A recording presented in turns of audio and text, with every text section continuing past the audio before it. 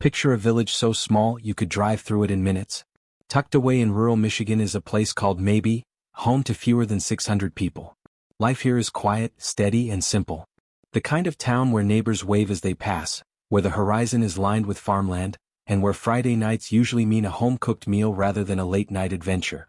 But in 2014, the peace of this tiny community was about to be shattered. At the heart of it all was a young woman named Chelsea Bruck. At just 22 years old, Chelsea carried a smile that could light up a room and a personality that grew on you the more time you spent with her. The youngest of 5 sisters, known locally as the Bruck girls, she was adored by her family, cherished by her friends, and driven by big dreams. She worked as a hostess at Olga's kitchen, but her real passion was food. Chelsea wanted to turn her love for baking and cooking into a career, and she was already planning to study culinary arts. When she wasn't working, she was with friends, listening to musicals, gaming, or whipping up something sweet in the kitchen. To those who knew her best, Chelsea wasn't just another small-town girl. She was the kind of person who made people laugh, who saw the good in everything, who lived with a glass-half-full spirit. But one October night, the night of a Halloween party that drew more people than the entire population of her town, Chelsea's bright future would suddenly slip into uncertainty. And what began as a night of fun and laughter would end in a mystery that haunted her family, her community, and investigators for years. This is the story of Chelsea Bruck, and the Halloween party that changed everything. October 26, 2014. Just 15 minutes outside the quiet village of Maybee sits Frenchtown Township. On this particular night, the area was buzzing with excitement. The reason? An event that was anything but ordinary. Local musician Mike Williams, the lead singer of the band Pickaxe Preacher, was throwing his annual Halloween party. Calling it a party barely did it justice. This was more like a mini festival. There were live bands, fire breathers, food, alcohol, drugs, and a massive bonfire that lit up the night sky. To keep things under control, Mike even hired security guards and parking attendants. But even he had no idea how huge this year's celebration would turn out to be. By the end of the night, more than 600 people had shown up, more than the entire population of Chelsea's hometown. For Chelsea and her friends, this was the event they had been waiting for. Costumes were everything, and Chelsea had spent weeks designing hers, a striking poison ivy outfit, complete with black fitted pants, a leaf-covered top, and a bold purple wig. She arrived with her best friend Rebecca, ready to compete for best dressed and to enjoy the night. Around 1:30 a.m. Chelsea posed for a photo. She was smiling, clearly enjoying herself, holding a bottle marked poison, a prop filled with cheap wine. Some people remembered her drinking heavily, others said she was pacing herself. But with so much chaos, music, and alcohol in the air, no two accounts lined up exactly the same. At some point during the night, witnesses claimed Chelsea bumped into a wooden post, leaving her with a small cut on her forehead. After that, she started asking around for a ride home. With her phone left in Rebecca's car, nowhere to keep it in her costume, Chelsea told her friend she'd wait right where she was until Rebecca came back with it. But when Rebecca returned, Chelsea was gone. Another friend who had also promised her a ride couldn't find her either. With hundreds of people in masks and costumes moving in every direction, it was easy to imagine how someone could vanish into the crowd. Maybe Chelsea had found another ride. Maybe she had left with friends. Maybe. But by morning, when the sun rose and the music faded, Chelsea's family realized something was wrong. Her bed was untouched. Her phone wasn't with her. Hours passed and no one heard from her. It wasn't long before the police were called. The first stop? Mike Williams' property. Driving out there, investigators knew one thing for certain. If Chelsea had left, she didn't walk home. The party was far too rural, the roads too dark and winding. The only way back was by car. What they found when they arrived was what you might expect after a gathering of that size: bottles scattered across the yard, ashes from the giant bonfire still smoldering, and a house completely trashed. Mike, overwhelmed, admitted he didn't even know Chelsea. In fact, he didn't know she had even been there. That's how enormous the party had been. But despite the chaos, one thing was clear. This was the last place Chelsea had been seen alive. As daylight broke over Frenchtown Township, the party was over. The music was gone, the fire had burned down to ashes, and most people were nursing hangovers. But for Chelsea's family, the nightmare was only beginning. Her phone wasn't with her. Her room was untouched. And no one had heard from her. By that morning, Chelsea was officially a missing person. Police knew they were facing a massive challenge. More than 600 people had attended the Halloween bash, many of them in costumes and masks. Add in drugs, alcohol, and the haze of a wild night, and eyewitness accounts were almost useless. Most people couldn't remember anything clearly. Some thought they saw Chelsea laughing with friends. Others swore they saw her crying, worried about getting home. Rumors spread quickly. One guest said they saw Chelsea leave with a man in a dark hoodie and glasses. Another said she'd been outside asking for a ride. The details kept changing depending on who you asked, making it nearly impossible for detectives to piece together a clear timeline. Still, the search pressed on. Helicopters scanned the fields. K-9 units combed through wooded areas. Volunteers lined up in groups, walking shoulder to shoulder across cornfields so tall they disappeared the moment they stepped in. Flyers with Chelsea's photo were everywhere. Mike Williams, the man who hosted the party, was devastated. Though he didn't know Chelsea personally, guilt weighed heavily on him. He went on local news, apologizing, posting updates online, and begging for answers. He admitted he never imagined the party would grow so out of control. Days passed. Then weeks. Then months. Chelsea's family never gave up. Search parties continued, sometimes with hundreds of people joining in. A Facebook page dedicated to finding her grew to thousands of members. More than 1 million flyers with her face were distributed across multiple states and even into other countries. But no matter how far they looked, Chelsea wasn't found. Her 23rd birthday came and went. Her sister's wedding passed with an empty seat where Chelsea should have been. The small town of Maybee held on to hope. Purple ribbons were tied around lamp posts, a symbol that they were still waiting for her return. And then, finally, the first clue surfaced. A few miles from the party, searchers found a red shoe lying in a field. It was Chelsea's. And it wouldn't be the last discovery. The discovery of Chelsea's red shoe changed everything. Until then, the search had felt endless, like chasing shadows. But this was proof. She had been there. She had walked that path. Investigators rushed to the scene, combing every inch of the field. Not far from where the shoe was found, searchers uncovered more pieces of Chelsea's costume scattered in different locations. The purple wig she had worn, strands of red hair caught in the brush, and small personal items that could only have belonged to her. The discoveries deepened the mystery. If Chelsea had simply gotten lost, why were her belongings spread out across such a wide area? And if someone had harmed her, why leave behind items so easy to spot? Theories began to grow. Some believed Chelsea had been abducted, lured into a car by someone she thought she could trust. Others suspected foul play right there in the field. But nothing was certain. The party's guest list became the focus of the investigation. More than 600 people had come and gone that night, and police wanted names. They interviewed attendees, one by one, trying to piece together fragments of the timeline. One man claimed he saw Chelsea near the bonfire, talking to someone in a Batman costume. Another swore he watched her leave with a group of strangers. But every lead seemed to hit a dead end. Costumes, masks, and the sheer size of the crowd made identifying anyone almost impossible. And then came the twist. Said even cornered by men that night. One described a chilling encounter near the woods where she barely managed to get away. Could Chelsea have crossed paths with the same predator? Adding to the confusion, reports began surfacing of supposed Chelsea sightings. Some people claimed they saw her walking down rural roads days later. Others swore she had been spotted at nearby gas stations.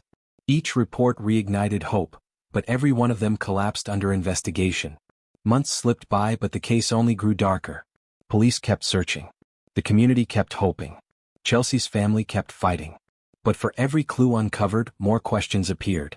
And then came the most shocking revelation yet, one that would completely change the direction of the investigation. Months had passed since Chelsea vanished, and the trail seemed to grow colder by the day. Her family refused to give up, the community pressed on with searches, but answers were still out of reach. And then, in July of 2015, nearly 9 months after the Halloween party, the case took a turn no one expected. Construction workers clearing brush along a remote road stumbled upon human remains. The location? Just a few miles from where Chelsea's shoe and belongings had been found. Police rushed to the scene. The remains were carefully collected, tested, and analyzed. Days later, the results confirmed the community's greatest fear. They belonged to Chelsea Bruck. The confirmation was heartbreaking, but it also gave investigators something they hadn't had in months: direction. Forensic teams examined the area and determined that Chelsea's body had been moved. She had not died where she was found. The discovery raised urgent questions. Who had taken her? Who had kept this secret for nearly a year? And why did it take so long for anyone to find her? Attention quickly shifted back to the party. Investigators believed the answers were hidden in that crowd of more than 600 people. Somewhere among them, someone knew the truth. Rumors spread like wildfire. Whispers of men who had been acting strangely after the party. Stories of individuals who suddenly left town. And chillingly, multiple attendees reported seeing Chelsea leave with a man, always described in a similar way. Tall, glasses, a dark hoodie. Police began to narrow their focus. They were no longer looking at hundreds of strangers in costumes. They were looking for one man.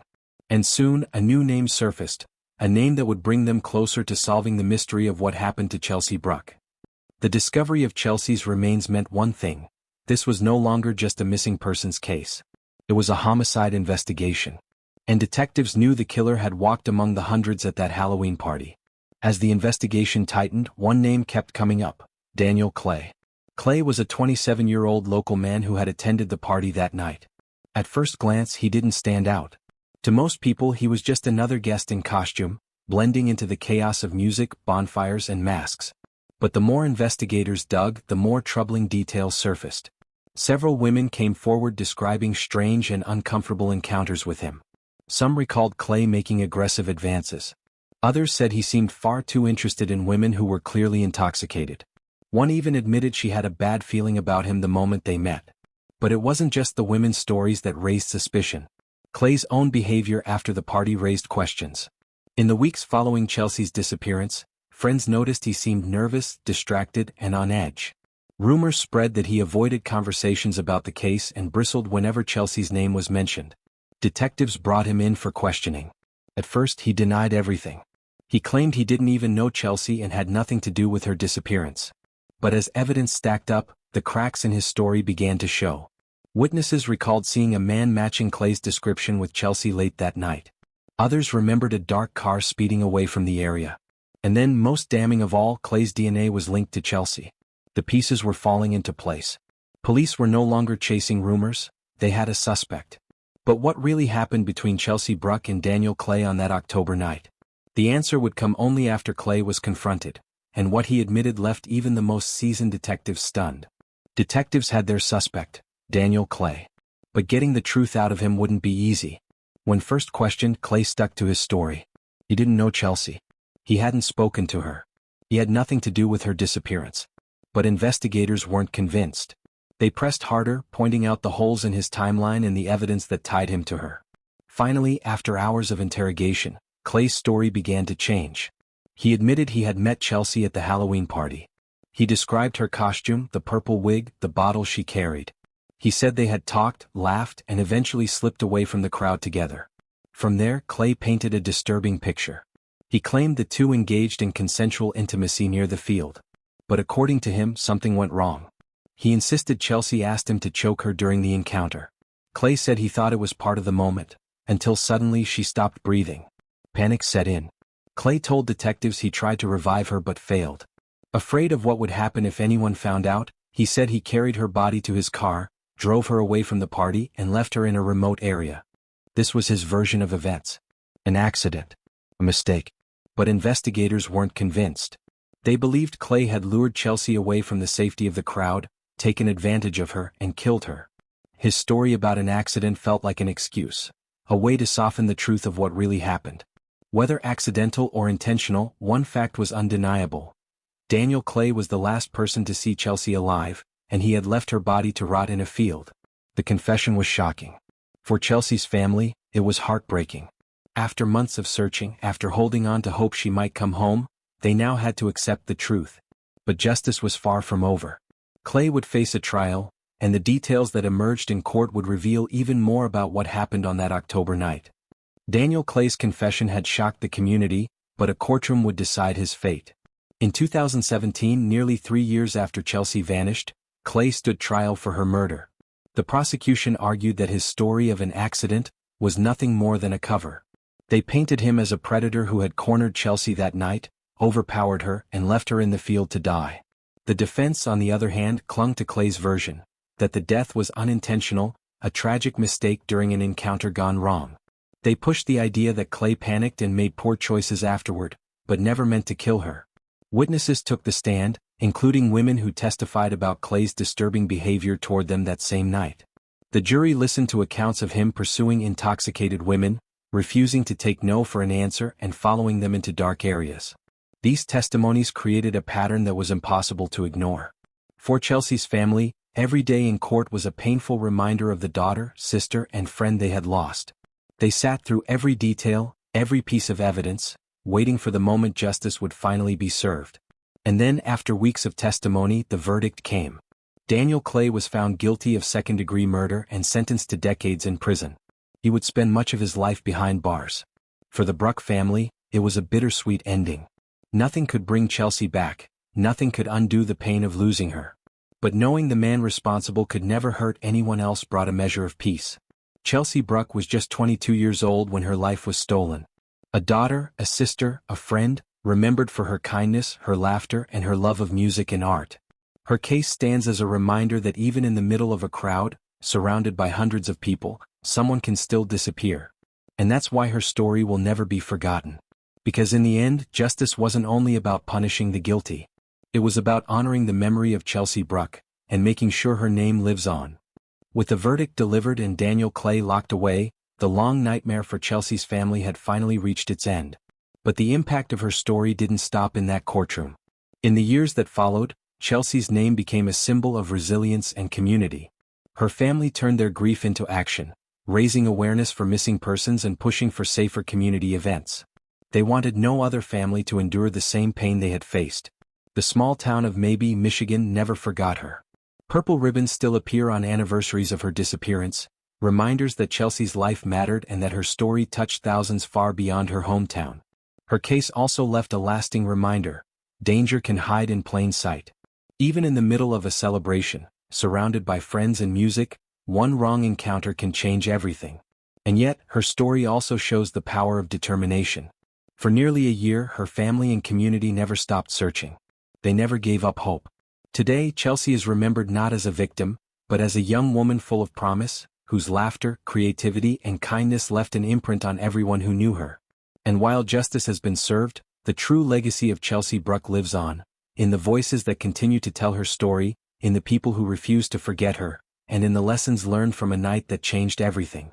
Because in the end, this isn't just the story of a crime.